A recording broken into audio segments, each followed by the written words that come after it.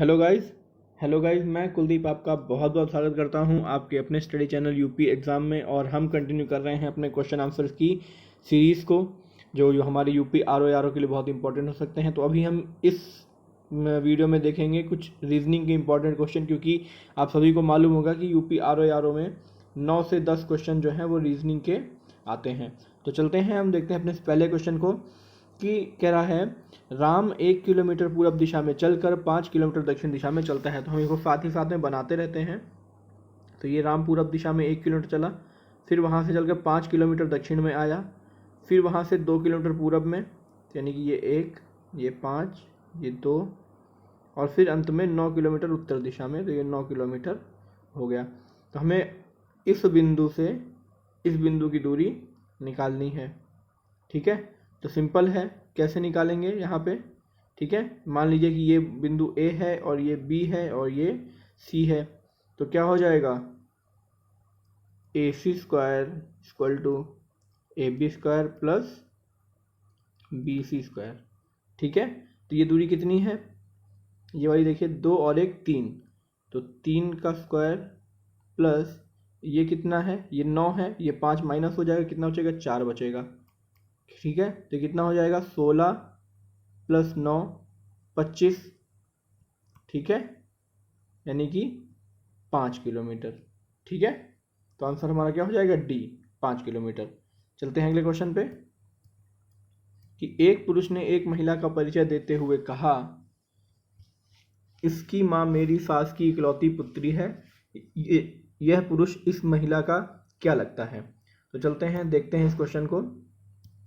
ठीक है, बाकी कमेंट बॉक्स में आप लोग फटाफट बताइए कि क्या होगा। देखते हैं पहले क्या है, ये पुरुष है। ठीक है, ये पुरुष है। ठीक है, ये पुरुष क्या बता रहा है कि इसकी माँ मेरी सास की इकलौती पुत्र है। तो इसकी सास इससे एक जनरेशन ऊपर आ जाएगी। ठीक है, यानी कि जो उस लड़की की माँ है। ठीक है, इसकी क्या हो गई, इसकी सास हो गई। बात किसकी हो रही थी, इसकी इकलौती पुत्री। ठीक है, यहाँ पे लिख लेते हैं इकलौती पुत्री। ठीक,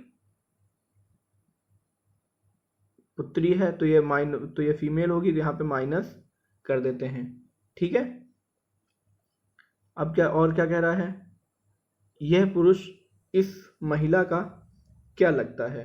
महिला कहाँ है, यह है महिला। ठीक है, और ये महिला की क्या थी, माँ थी। ठीक है, अब इकलौती पुत्री है, इसकी माँ है, तो ये पुरुष क्या हो जाएगा, इसका एक जनरेशन ऊपर जा रहा है, तो इसका क्या हो जाएगा, पिता हो जाएगा। ठीक है, ये इसका पिता हो जाएगा, और ये क्या हो जाएगी, ये इसकी पत्नी हो जाएगी। ठीक, तो ऑप्शन क्या हो जाएगा, ऑप्शन डी, पिता। ठीक है, चलते हैं अगले क्वेश्चन पे कि यदि ट्रेन के लिए कोड रेन्स तो बस के लिए कोड क्या होगा। अब देखते हैं कैसे है। इसमें सिंपल सा है, कुछ नहीं किया गया है। कि देखिए यहाँ पे AIN, ठीक है, यहाँ तक किया गया है। और जो फर्स्ट लेटर है T, इसमें -1 कर दिया गया है, तो यहाँ पे क्या हो गया है, S। ठीक है, तो ऐसे ही हम बस का भी करेंगे, कोई दिक्कत नहीं है इसमें। ठीक, क्या कह रहा है, बस, तो पहले क्या हो जाएगा, U हो जाएगा, फिर S हो जाएगा, और B का -1 कर देंगे, क्या हो जाएगा, A हो जाएगा।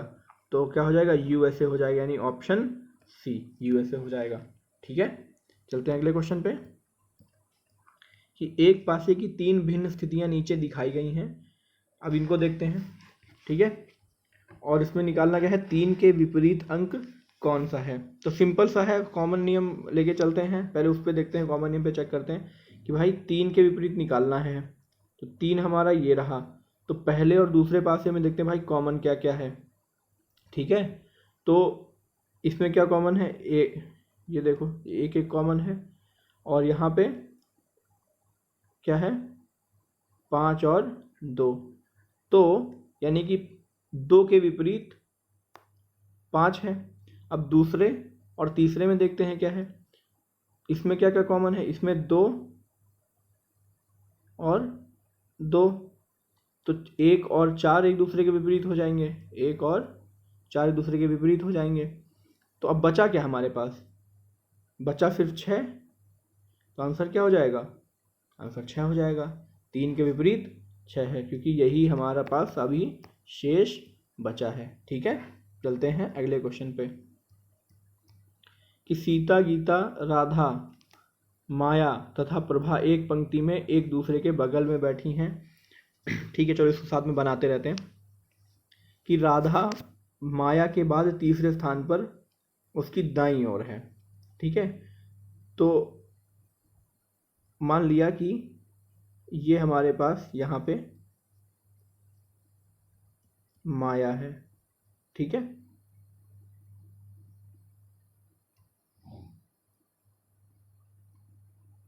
सॉरी गाइस, ठीक है, ये हमारे पास यहाँ पे माया है।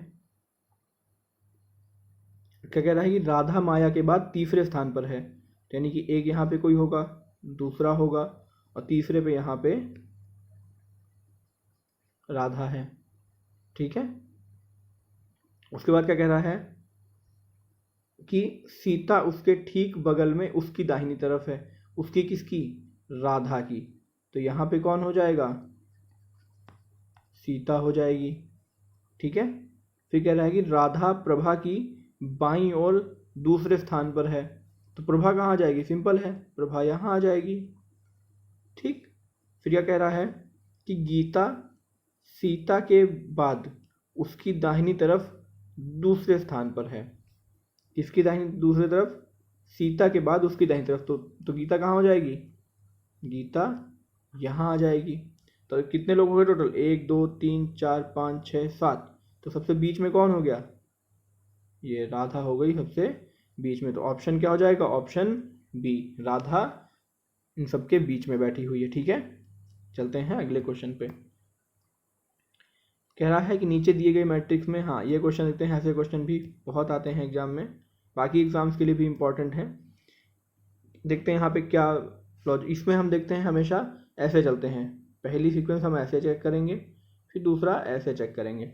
ठीक है, तो पहला हम इस तरह चेक करते हैं, देखते हैं क्या है कि देखो यहाँ पे क्या चालू हो रहा है, 1 × 5, 1 पंचे 5, 5 का 5 से किया 25, 25 इंटू 5 125। ठीक है, तो यानी कि 5 5 5 का यहाँ पे मल्टीप्लिकेशन हो रहा है।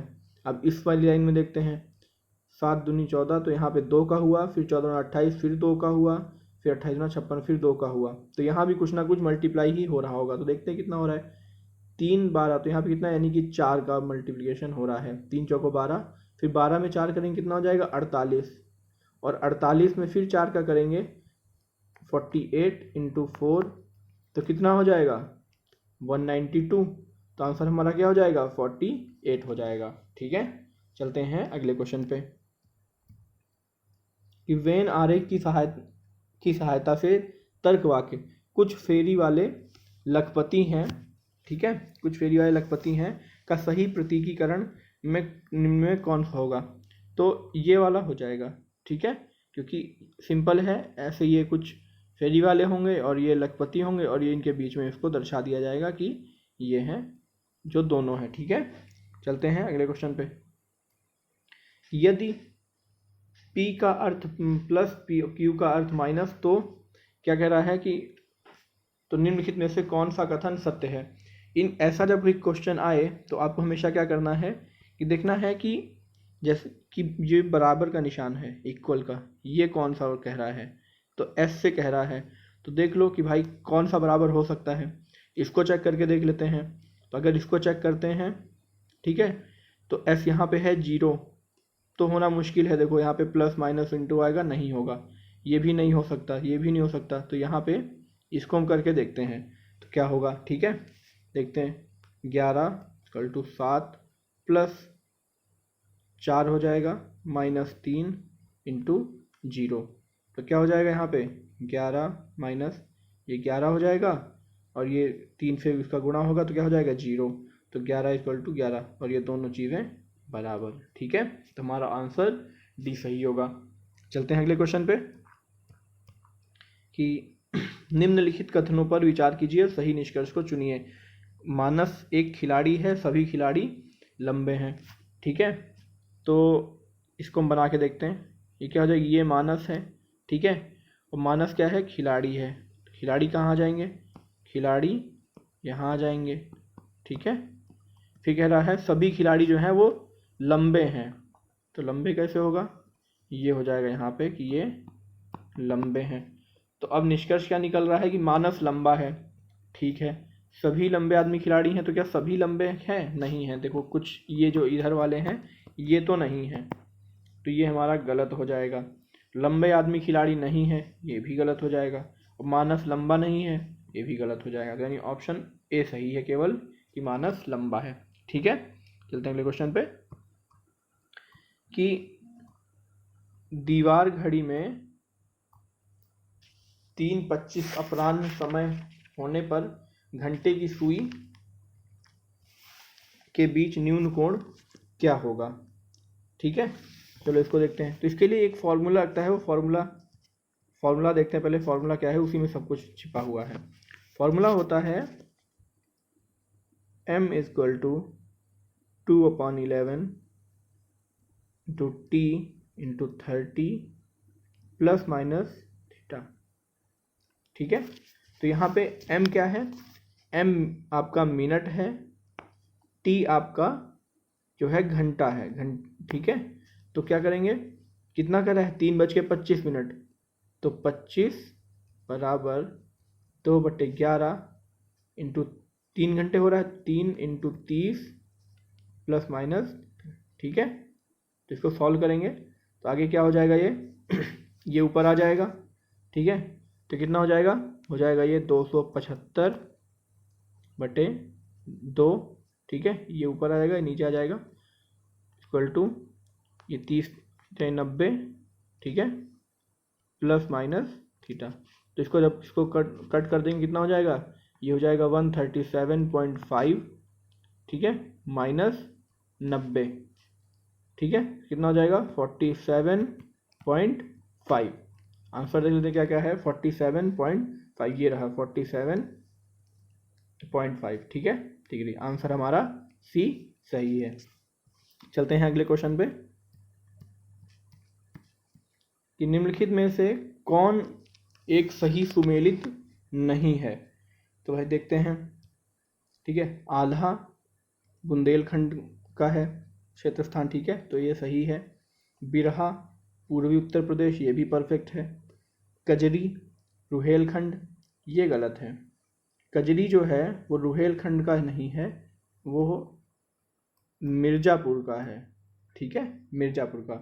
और चैता जो है ये हमारा अवध एवं भोजपुर क्षेत्र का है, ये सही है, ये भी सही है।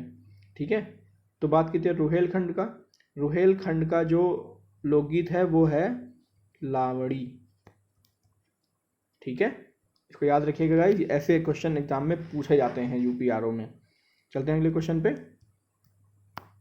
कि सोनभद्र जिले को स्पर्श करती हैं 2 राज्यों की सीमाएं, 3 राज्यों की सीमाएं, 4 राज्यों की सीमाएं, 5 राज्यों की सीमाएं। ठीक है, तो भाई देखते हैं सोनभद्र जिले को कौन कौन सी सीमा टच करती है। पहले ये आपका जानना बहुत जरूरी है।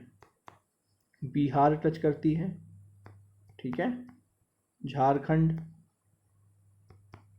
छत्तीसगढ़ और मध्य प्रदेश।